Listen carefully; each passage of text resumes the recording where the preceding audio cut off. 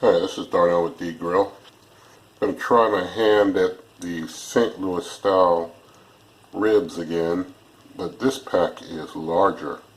This is a almost 5 pounds of ribs there, and so I'm going to get these prepped tonight. I'm going to show you that, and then tomorrow I'll be cooking these on the Weber E-310, Weber Genesis 2 E-310 propane gas grill, and I'll be showing you a little of a different way of doing them this time. Alright, so I've got my ribs out of the packaging there, and I've got them facing with the fat side up because I want to try and get that strip of fat off of these. So basically I just take a knife and try and just kind of get up under this first layer and do it from maybe the side.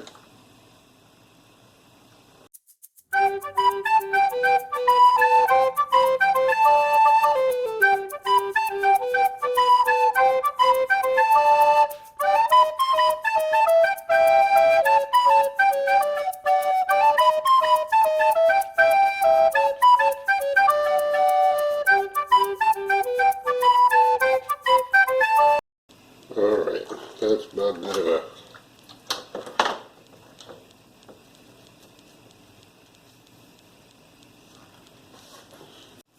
Alright, so I've gotten the piece of fat membrane off the back of the ribs.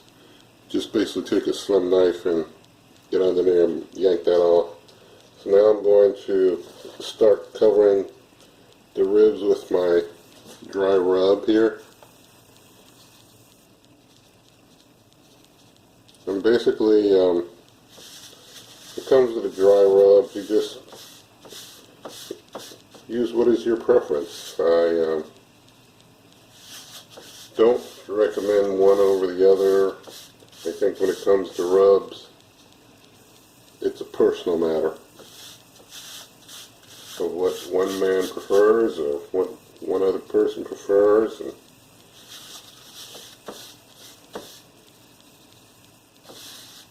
so I say use your favorite.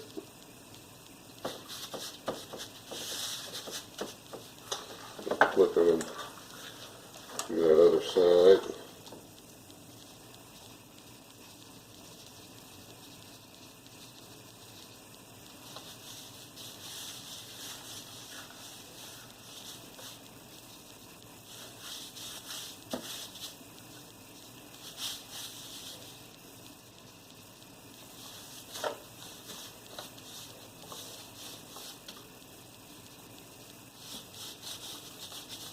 Still some fat on this back side, but the top layer has been removed.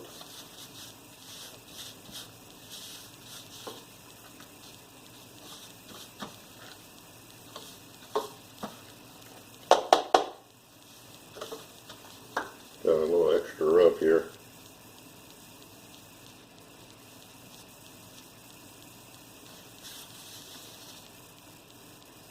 I'm going to make sure I get the sides of these ribs too with the rub.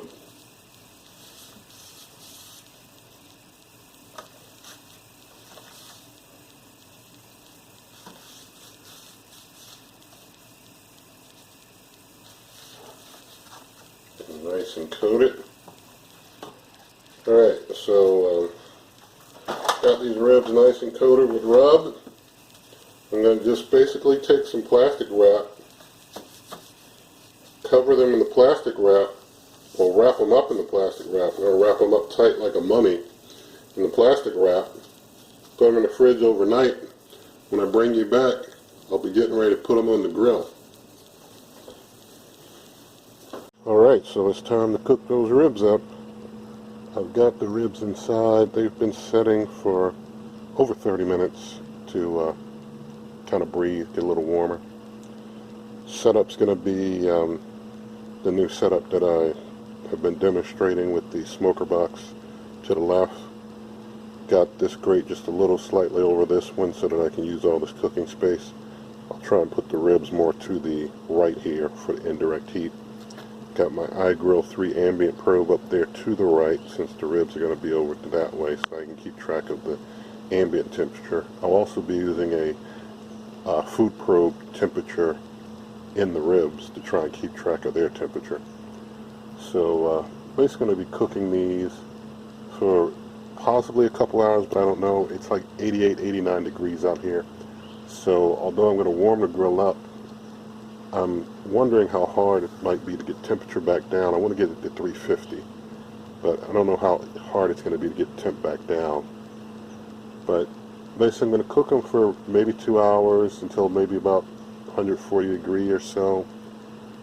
Then I'm going to wrap them in foil, put some apple juice in there, and then I'm going to cook them until they're done after that, to just kind of extra tenderize them. So I'm going to go ahead and fire the grill up here.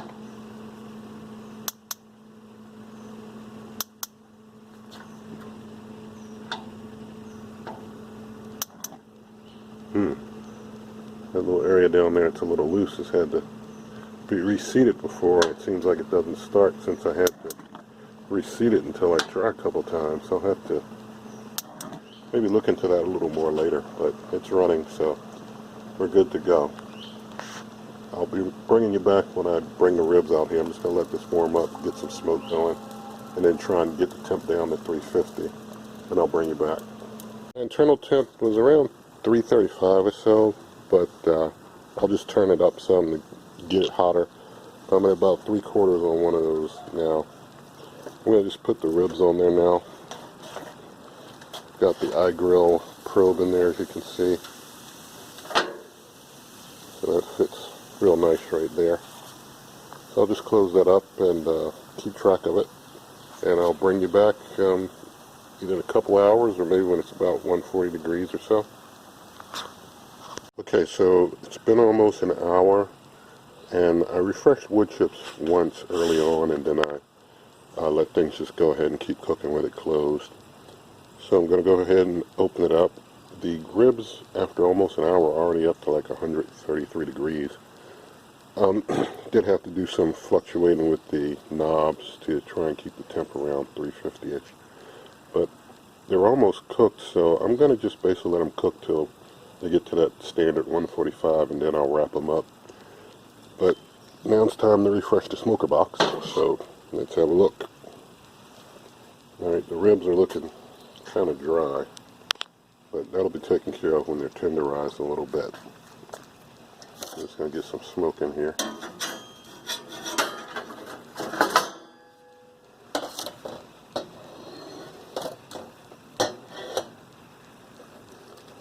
Given how dry they're looking, I'm going to wrap them up at 145. I mean at 140, not 145. Wrap them up at 140 and let them just continue to cook from that point.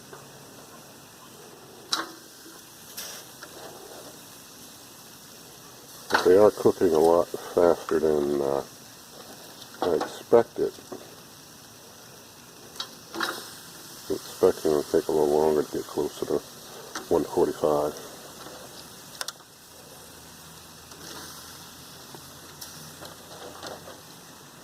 And wrapping them up is that old Texas cheat.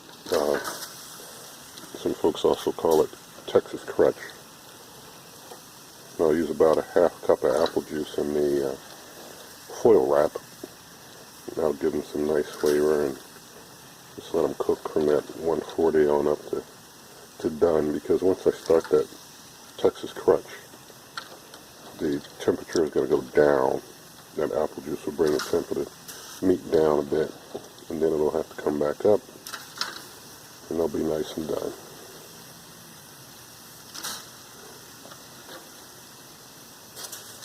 Alright, I've basically exhausted my reserve of wood chips for this cook here. Won't be needing chips once they're wrapped in foil, so I'm going to close it up and bring you back when it's time to go to wrapping them up in foil. Alright, we're about an hour 20 minutes into the cook. They've already hit 145 degrees. I'm going to go ahead and wrap them up and put some apple juice in the foil. But before I do that, I just wanted to take a look and let you have a look.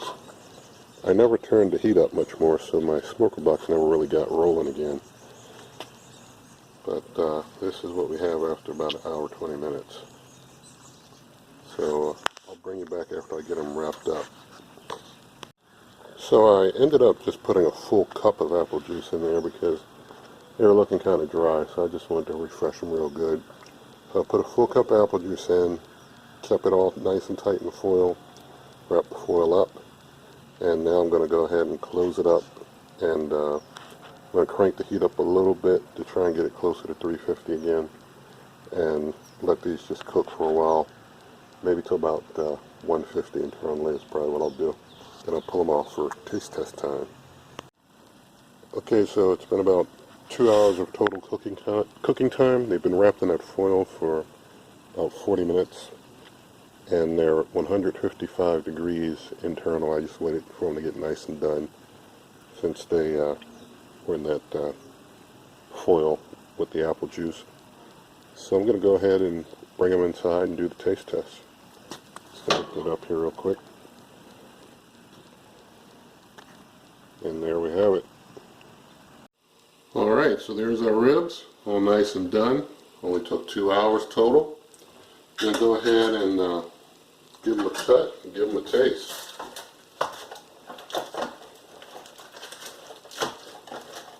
They're nice and large. Didn't take on any real shrinkage cooking. That's cool.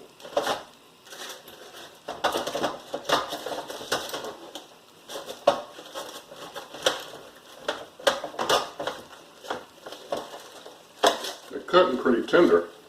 I'm just going to cut this off here. See the inside.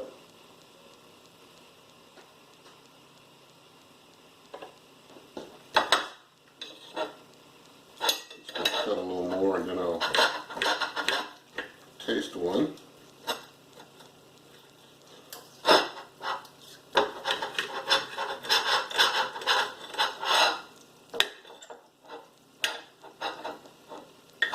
Alright, we adjust the camera.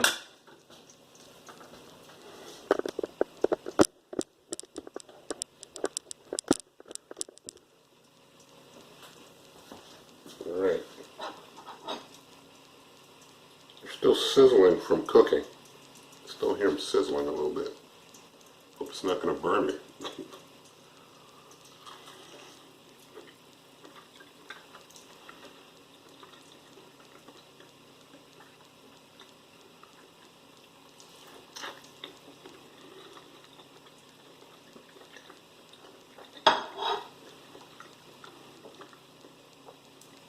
That's a 5 all-day rib right there.